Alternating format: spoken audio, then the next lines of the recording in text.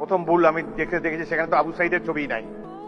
আবু সাইদ এই বিপ্লবের প্রতিচ্ছবি, প্রতীক। তার ছবি না থাকলে এর কোনো ডকুমেন্টারি হলো না। আমি আরো বেদনার্থ হয়েছি, অভিভূত হয়েছি। মা তার অন্ধ ছেলেকে নিয়ে এখানে দাঁড়িয়েছে। তার ছেলেটি চোখ হারিয়েছে গণতন্ত্র পুনরুদ্ধারের জন্য, আইনের শাসন কায়েম করার জন্য।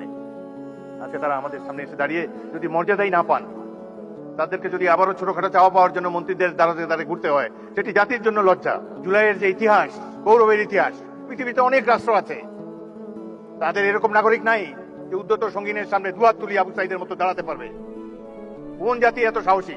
আমরা সেই জাতি, তাদেরকে নিয়ে আমরা গর্ববোধ করি। আবার বলে যে ডিসেম্বর মাসে আসেন, দেশে এসে পদার্পণ করবেন। আমরা অপেক্ষা করে আছি, আসেন দেশে। দেশে আছেন, দেখা হবে ইনশাল্লাহ রাজপথে। 27 বছর বয়সে মুক্তিযুদ্ধ করেছি, এখন 82 বছর বয়সে আরেকটা করবো বাংলাদেশের জন্য। বাংলাদেশের জনগণের শাসন, গণতন্ত্র